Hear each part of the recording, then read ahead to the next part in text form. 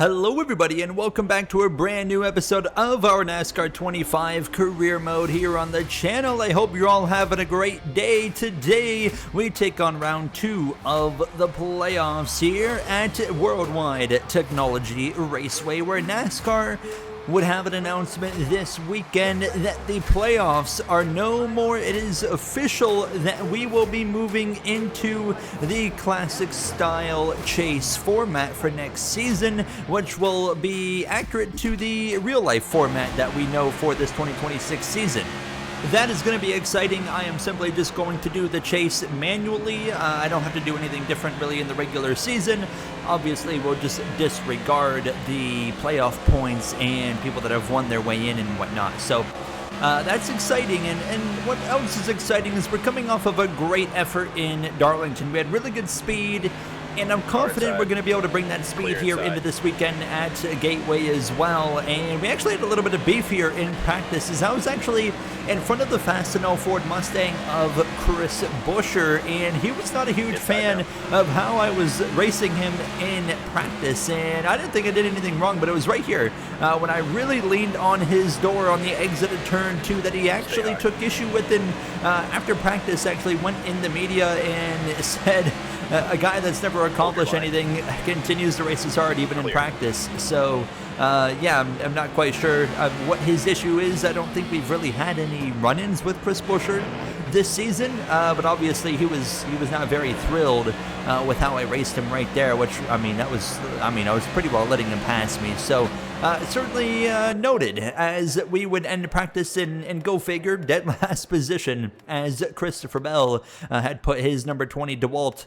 Chevrolet Toyota Camry there at the top of the board.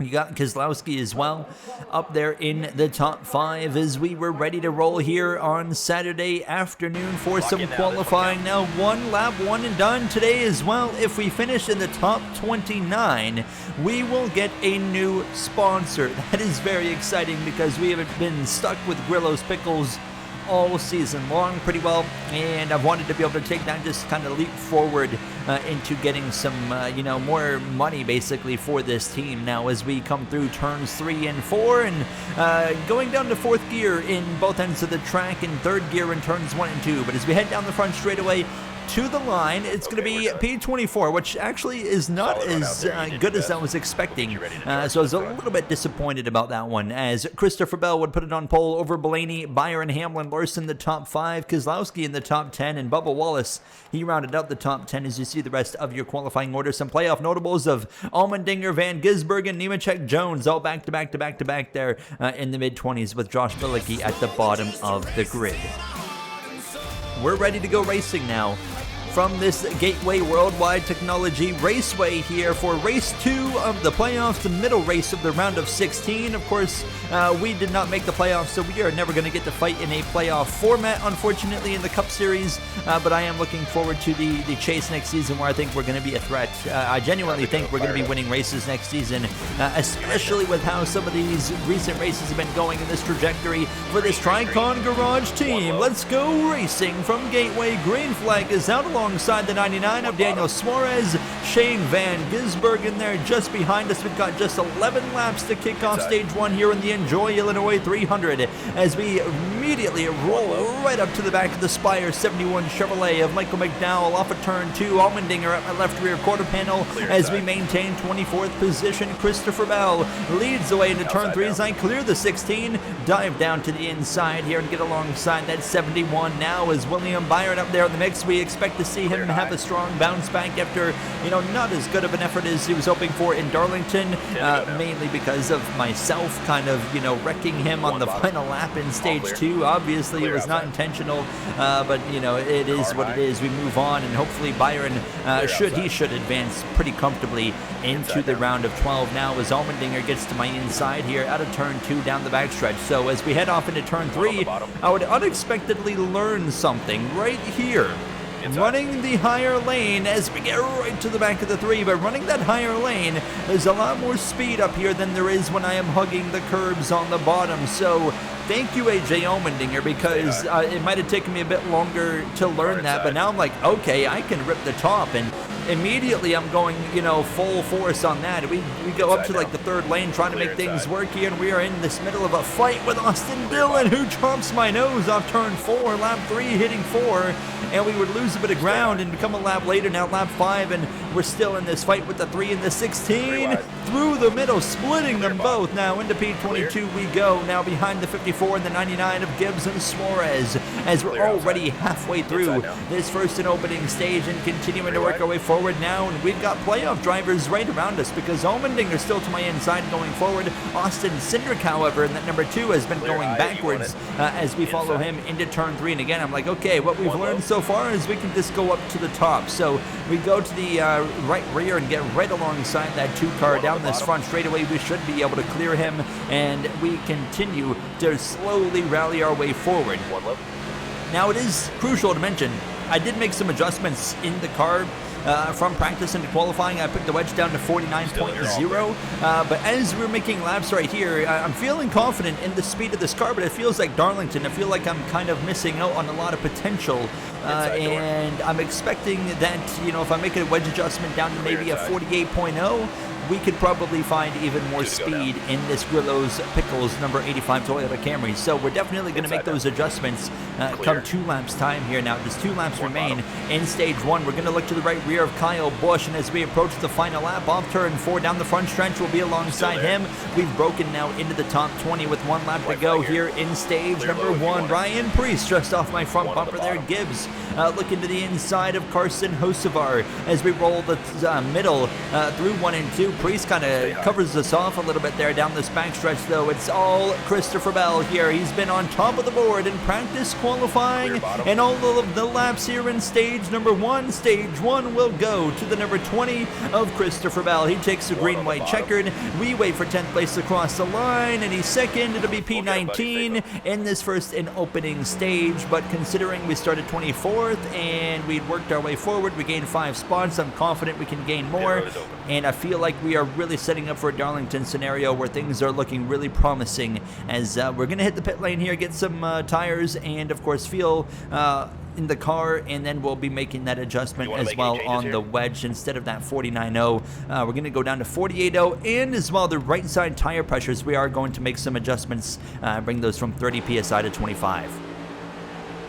So now ready to go for stage 2, lining up behind the 77 of Carson Hocevar, and as a green flag waves, we are back for this Enjoy Illinois 300 to the line. It's going to be 23 laps of racing here in stage 2, so pretty well double the length of that first and opening stage, as Christopher Bell leads over Byron Hamlin as well as Blaney Larson, all up there in the conversation. Last episode, of course, we saw a bit of a surprise in the win from Chris Buescher, the same driver we kind of had some beef with there in practice, but Chris Buescher was very strong in Darlington, but I mean, not to a point where we expected him, you know, to go to victory lane, but obviously it just worked out, and unfortunately, with the way the game is, you can't tell, you know, why he had gained all those positions to win. We can only make guesses.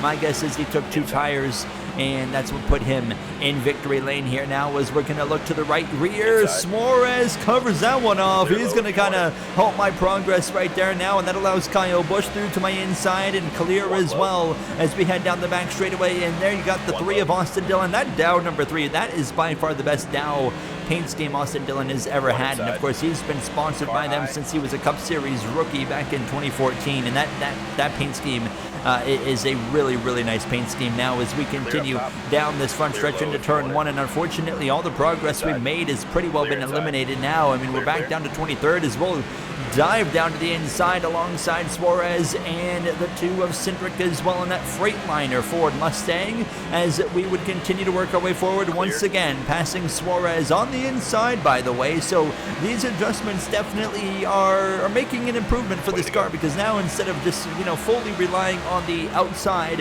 we just made a pass on the inside as well. So things are looking up all around here now, as look at the run we can get off the corner right there. We just kind of hook it up in the center and throttle up, and it sticks really well right now. So we passed Austin Dillon on the bottom, and I mean, I think we can keep doing that throughout a lot of this race at this point, but the outside just seems to be, you know, the conquering move now as we continue to roll forward in this number 85 now. And you got side-by-side action between Hocevar and Cindric into turn number 1, lap 6 of 23 in stage 2.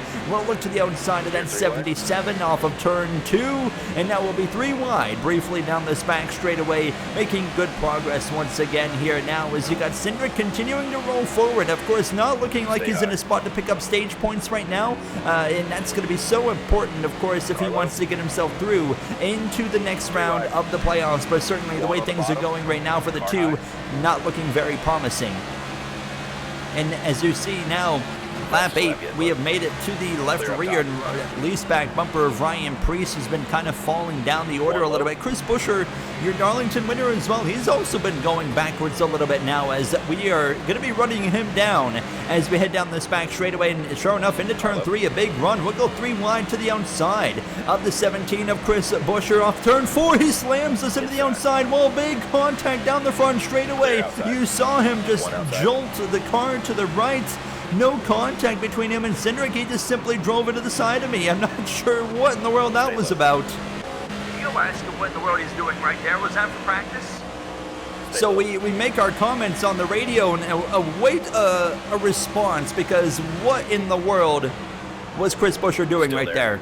He had no comment. No idea what to tell you. No comment from the driver of the number 17 as we'll clear his teammate of Ryan Preece. And now it's like, okay, let's just, you know, try to move forward here. I mean, we're in front of the 17 at least, so let's just focus in on the final half of this stage and getting this thing back. We can make it on field to the end, so that is, yeah, that's not a concern.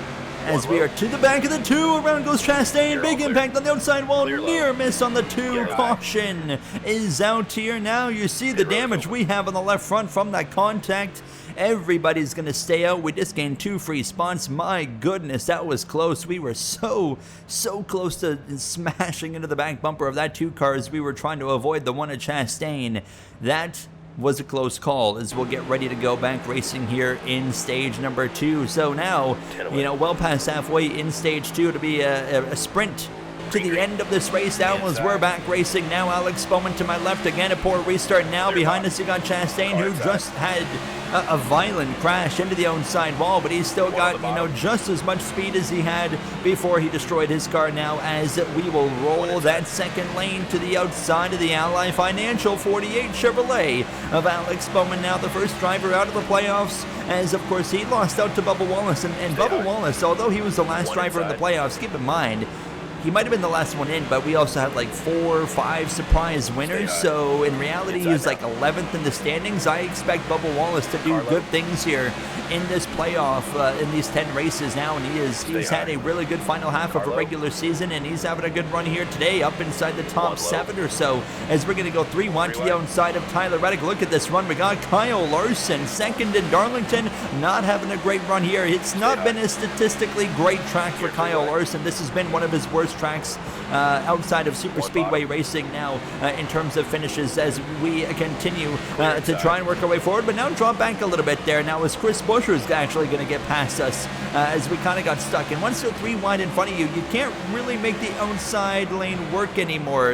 You can go for it, but 4 wide, not a great call now, as we're going to look to the outside of the 5 of Kyle Larson. I didn't like how high he was, so I backed out of it now. And we continue to follow this number 5 now, and as we come through to lap 19, coming at just 4 to go in stage 2, we continue to just roll this top lane. And now Chase Briscoe had fallen back. We'll get past him, give Chris Buescher a little bit of a shot, just like, hey, don't forget me now, as we head down into turn number 1. Inside. And as we come through this 3rd lane one more time, we'll get alongside the 17 of Chris Buescher off of turn 2. He's going to spin us around and collects the 19 of Chase Briscoe. Cautions out, and your Darlington winner has completely lost his mind. That ends stage 2, and Buescher quite simply drove into my left rear and spun me round. And this weekend-long rivalry has hit a bit of a boiling point.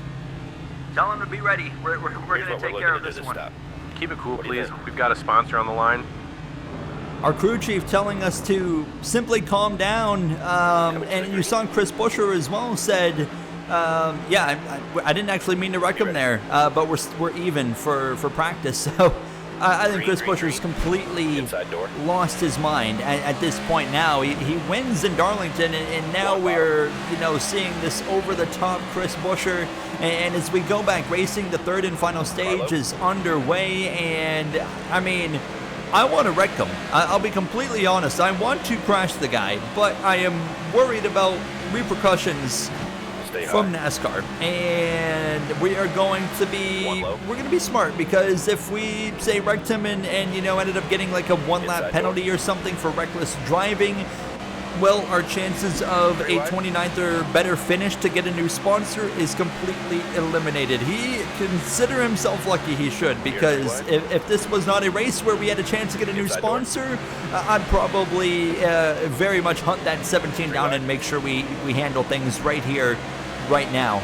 But I think there'll be a time and a place in the future. He's got a lot more to lose than I do. He is locked into the round of 12, and here we are now at this point where in practice I didn't even race him hard, and he was unhappy about it, and he ran us into the fence earlier, and then he wrecks us off of the corner. And as we have a bit of a moment there with the 77 of Carson Hocevar, who kind of ran me up the racetrack as well.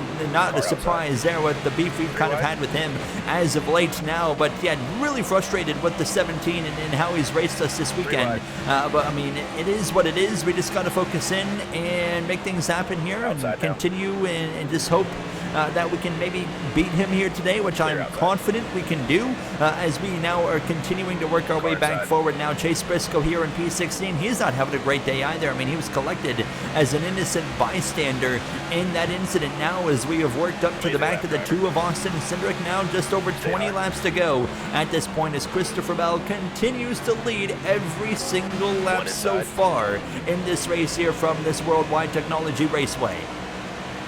It's been quite a race. I love seeing this type of multi-groove racing. It's a lot of fun, not only for just driving it in the game, but also racing the AI.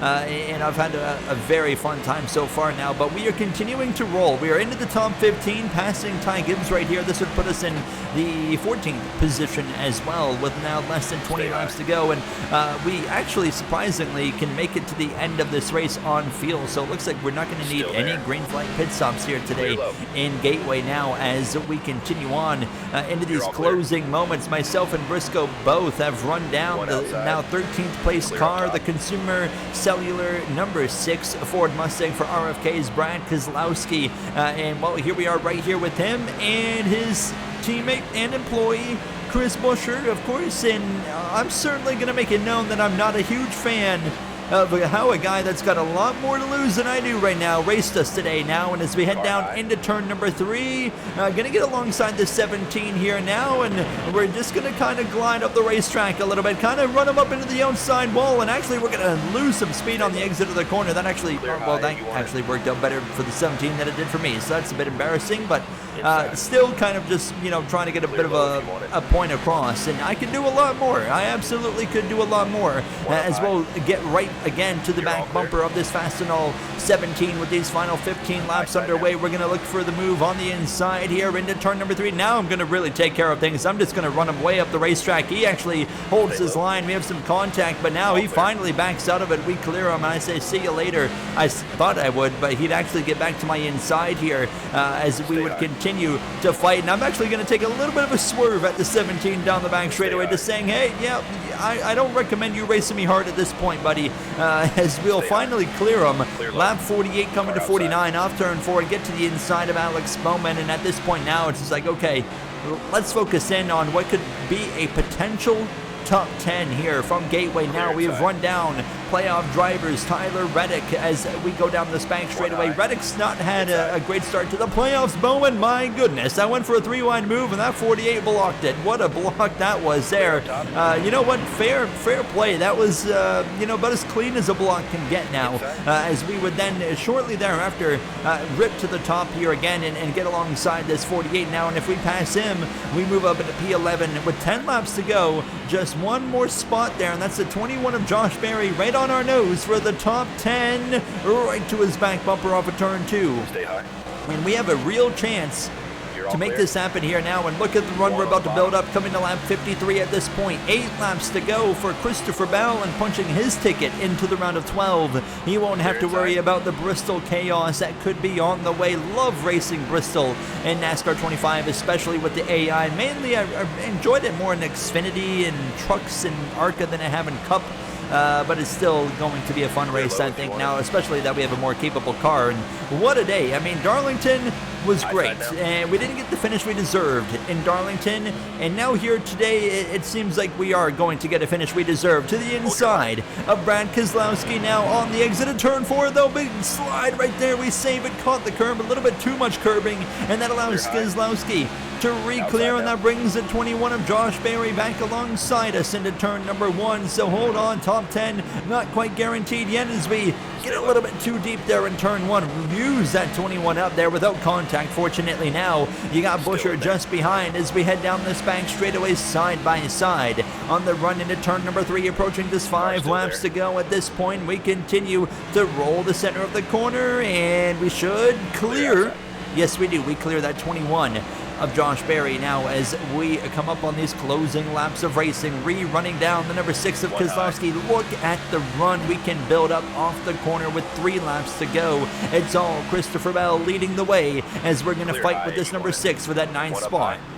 Clear outside. We're not going to be able to get any better than P9, and as we would approach the final lap of racing, looking for one more big run off the corner, and look at the just move to the outside of Keselowski. 1 lap to go from Gateway, and we clear the RFK number 6. I don't expect him to race me that, clean, considering what happened with the 17, but you know what, he's kept it pretty fair as we exit turn 2 into P9. This is about to be a career day, not only for me, but for this Tricon Garage team as well. Through 3 off turn 4, Christopher Bell is going to do it. He is going to take victory here from Worldwide Technology Raceway. Welcome to the round of 12, Christopher Bell and the 20 team. And as we head down the front straightaway, we'll bring it home in P9. Absolutely phenomenal. We will definitely remember this race for quite a while, for at least the rest of the season. How about Bubba Wallace there in P6? I mean, I talked about it earlier. I think he's going to be a threat in these playoffs now. And Chris Buescher ends up just outside the top 10. Look at the Chevys from 19th all the way through into 25th right there. And I mean, I think the big question is just what in the world, was going on with Chris Buescher here today, and I'm really frustrated still with how he raced us, but there's nothing we can really do about it. But we did get a new sponsor. It's Schluter Systems. I don't even know if I said that right, but if I did not, please correct me. But we have gotten them as a sponsor, so you see the decal right there on the side of the car. We'll have a brand new paint scheme starting next episode. We remain 24th in the standings and the playoff situation. Nemechek, Jones, Van Gisbergen, Allmendinger all below the cut line going into Bristol, and the last driver that's above the cut line waiting to see. Well, am I going to show it or not? I don't even remember. There it is, Austin Cindric, a 3-point advantage. Oh, it's going to be close, and then Logano's got a pretty good buffer. So it's Cindric trying to hold off Allmendinger, Van Gisbergen, Jones, and Nemechek. I'll see you guys in the next one. We eliminate 4 drivers in Bristol. Thank you for watching, and have a great day.